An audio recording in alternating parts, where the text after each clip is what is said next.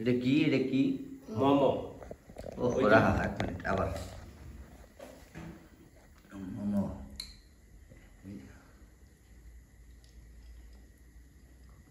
মোমো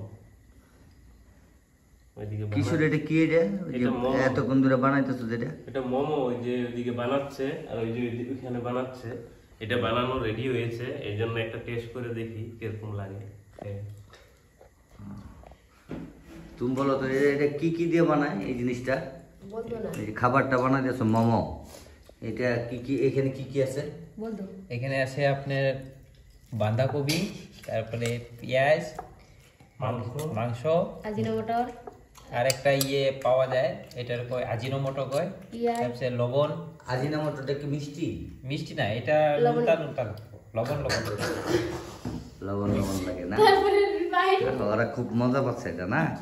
এটা খুব টেস্টি। আমি ইতিমধ্যে একটা অনেকগুলো সিদ্ধ করছে, যে এইভাবে এটা দেয় দিয়া ওটা গ্যাসের চুলায় সিদ্ধ করে, এবং এটার ভিতরে এই মশলাটা দেয়। এখানে অনেক কিছু আছে, আমাদের দেশে যেটাকে বলা হয় পাতাকপি, পেঁয়াজ, তারপরে আমরা যে লবণটাকে বিট লবণ বলি, তারা এটারে কি বলে? ওটা আজিনামোটো। এবং এটার সাথে আছে ওই মাংস, মুরগির মাংস। এটা ডিম দিয়েও করা যায়, আমি যতদূর জানি যে ডিম দিয়েও এটা করা যায়। এই জিনিসগুলো একসাথে খুব সুন্দর করে মিশ্রণ করা হয়, মিশ্রণ করে কুচি কুচি করে কেটে তারপর এটাকে মিশ্রণ করা হয়। মিশ্রণ করে আটা বা ময়দা, এভাবে রুটি তৈরি করা হয়। কথাগুলো না রুটি বা আটা বা ময়দা, এভাবে আমরা যেভাবে আটার রুটি বানাই ঠিক সেভাবে বানানো হয়। বানিয়ে এটার মধ্যে খুব সুন্দর করে ডিজাইন করে, এই ডিজাইন দেখতে পাচ্ছেন, এভাবে ডিজাইনের মধ্যে এই মশলাগুলো ভরে তারপরে এটাকে সিদ্ধ করা হয়। এবং খুব টেস্টি খাবার, এটা ভিতরে যে মশলাটা খুব টেস্টি। তো এটা আমরা তেজপুরে এসে আমার এই বোনের বাসায়, মামাতো বোনের বাসায়, এই যে দেখতে পাচ্ছেন এটা মামাতো বোন, আর ও হলো ভগ্নিপতি। তোমার নামটা একটু বলো দেখি। বিকাশ দাস। ভগ্নিপতি খুব পরিশ্রমী। সে বসে বসে এগুলো অনেকক্ষণ ধরে এই মশলাটা তৈরি করলো, এবং পাশে এই মোমো, এটার নাম মোমোটাকে তৈরি করলো। আবার বোনের এই যে রুটি বানাচ্ছে, আবার এই রুটির যে গুলাটা, আমরা যেটাকে গুলা বলি, এই গুলাটা তৈরি করেছে জামাই।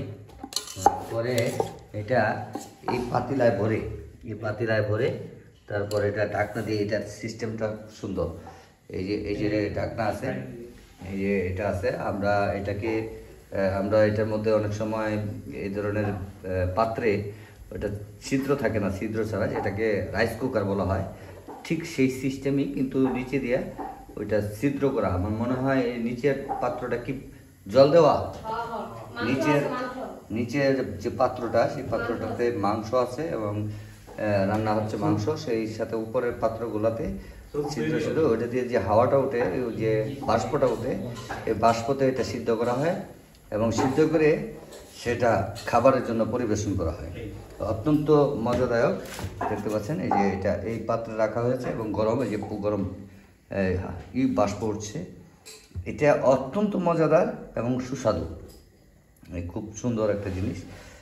এটা অলরেডি ওরা 3 জন, এটা মামাতো ভাই আর মামাতো বোন ভগ্নিপতি, ওরা 3 জন বসে প্রায় 1.5 ঘন্টা যাবৎ 1 কেজি ময়দা, প্রায় আধা কেজি বা 1 কেজি মাংস, আধা কেজি পরিমাণ পেঁয়াজ, এবং 2টো কপি, পাতাকপি, সাথে অন্যান্য লবণ বা ওইটার মধ্যে সুপার তেল, আমরা যেটাকে বলি সোয়াবিন সুপার, এই জাতীয় তাদের মধ্যে একটা তেল আছে। ওই তেলটাকে কী বলা হয়?